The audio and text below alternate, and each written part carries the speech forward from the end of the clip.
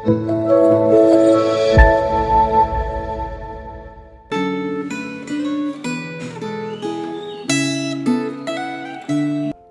pemirsa setia dari channel Refleksi Gema. Pada hari ini tanggal 13 Februari tahun 2023, kita akan kembali bersama-sama membaca, merenungkan, dan merefleksikan bagian firman Tuhan dalam Alkitab dengan tema kesatuan dalam keluarga. Tapi sebelum itu, marilah kita berdoa terlebih dahulu. Tuhan Allah Bapa yang bertahta di dalam kerajaan surga yang penuh dengan kemuliaan. Saat ini kami kembali datang di hadirat Tuhan, memohon supaya Roh Kudus Tuhan menolong setiap kami bisa mengerti dan memahami bagian firman Tuhan yang akan kami baca bersama pada hari ini. Biarlah firman Tuhan ini boleh menolong kami hidup semakin setia mengikut Tuhan dan hidup semakin taat mengikut Tuhan. Kami serahkan waktu pemberitaan firman Tuhan pada pagi hari ini ke dalam tangan Tuhan. Di dalam nama Tuhan Yesus Kristus kami sudah berdoa dan mengucap syukur. Amin.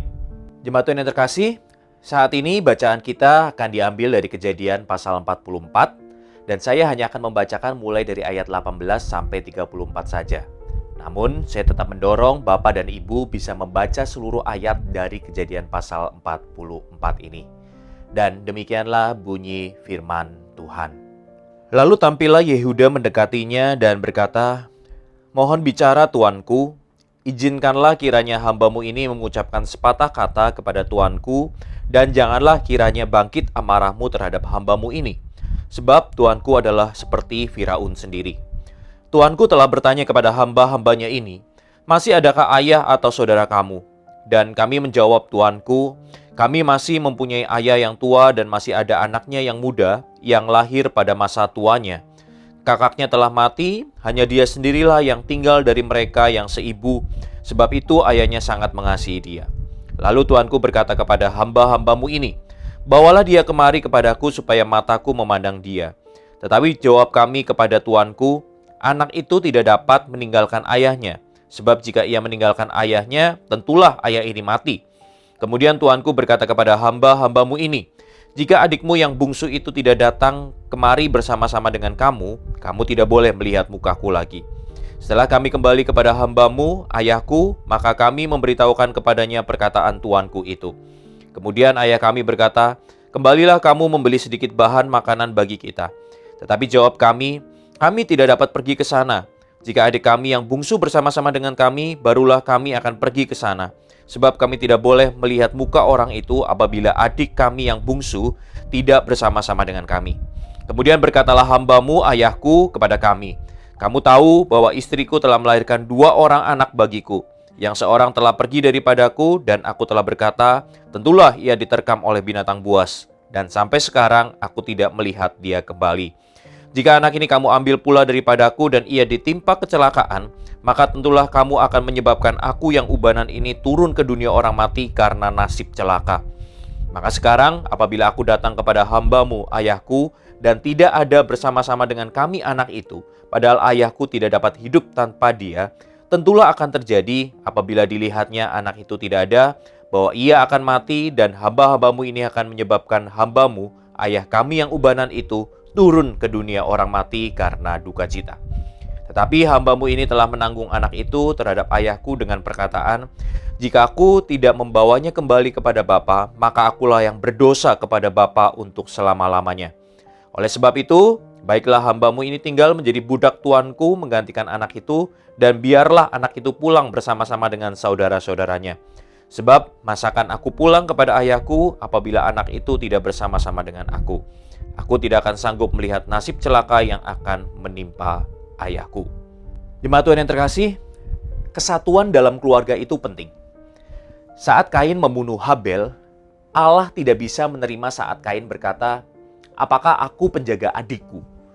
Allah menuntut agar Kain bertanggung jawab atas apa yang terjadi pada diri Habel. Hal ini tercatat di dalam Kejadian pasal 4 ayat 3-10. Dan Yusuf sebagai seorang yang hidup dekat dengan Allah, memandang kondisi hubungan antara saudara yang saling iri di antara anak-anak Yakub sebagai masalah yang harus dibereskan. Oleh karena itu, di dalam pasal ini kita bisa melihat Yusuf dengan sengaja membuat masalah agar saudara-saudaranya berpikir, Mula-mula Yusuf menawan Simeon dengan maksud agar seluruh keluarga merasa kehilangan tanpa kehadiran Simeon. Tetapi ternyata penawanan Simeon ini tidak membawa dampak yang berarti. Saudara-saudara Yusuf kembali ke Mesir bukan karena ingin menolong Simeon, tetapi karena terjadi krisis persediaan gandum. Di dalam bacaan Alkitab hari ini, kita melihat bagaimana usaha Yusuf untuk kembali mengusik kesatuan mereka dengan cara menawan Benyamin, anak kesayangan Yakub, setelah Yusuf dijual sebagai budak. Saudara-saudara yang lain dibebaskan dari tanggung jawab dan mereka diizinkan untuk kembali ke tanah Kanaan. Tetapi Benyamin ditawan. Dalam keadaan seperti ini, sebenarnya mereka bisa meninggalkan Benyamin dan bersikap sama seperti saat mereka menjual Yusuf sebagai budak. Akan tetapi sikap mereka saat itu sudah berubah. Yehuda tampil untuk membela Benyamin dengan menyediakan dirinya menjadi pengganti untuk menerima hukuman yang hendak dikenakan kepada diri Benyamin. Allah menghendaki adanya kesatuan di dalam keluarga.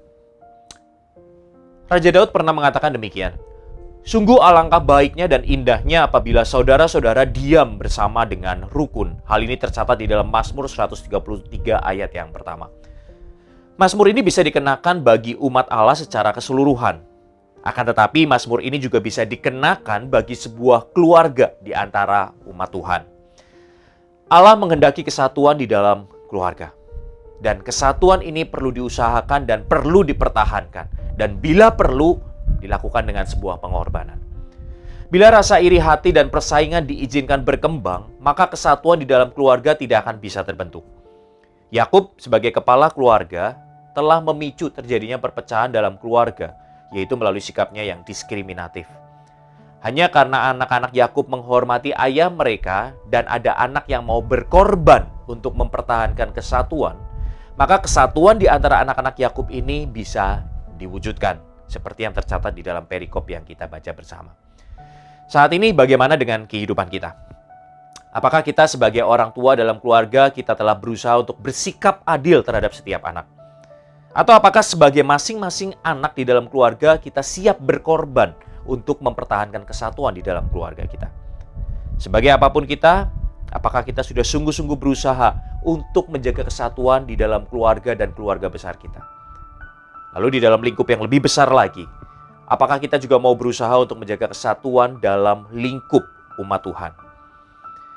Jemaat Tuhan yang terkasih, jika kita hidup dipenuhi dengan Roh Allah dan kesadaran bahwa kehidupan dan keluarga serta gereja adalah pemberian Allah, kita pasti akan dimampukan. Kita hanya perlu tunduk dan taat sebagai umat Allah. Maka Allah akan memakai kita, menolong kita untuk bisa menjaga kesatuan di dalam keluarga dan tubuh Kristus. Mari kita tundukkan kepala, kita berdoa. Tuhan Allah Bapa yang bertahta di dalam kerajaan surga yang mulia, terima kasih untuk firman-Mu yang boleh terus mengingatkan kami bahwa kami haruslah menjaga kesatuan dan persatuan, baik itu di dalam keluarga kami ataupun juga di dalam keluarga tubuh Kristus. Saat ini kami bersyukur kalau kami terus diingatkan dan kami mau belajar untuk dipakai oleh Tuhan untuk bisa menjadi pemersatu, baik itu di dalam keluarga ataupun di dalam tubuh Kristus. Tuhan tolong kami di dalam segala kelemahan kami, keterbatasan kami, supaya kami bisa terus dipakai oleh Tuhan untuk bisa menjadi alat Tuhan yang membawa persatuan dan kesatuan di dalam keluarga dan tubuh Kristus. Kami serahkan hari ini dalam tangan Tuhan, biarlah Tuhan terus pimpin, Tuhan terus pakai hidup kami. Di dalam nama Tuhan Yesus Kristus kami sudah berdoa dan mengucap syukur. Amin.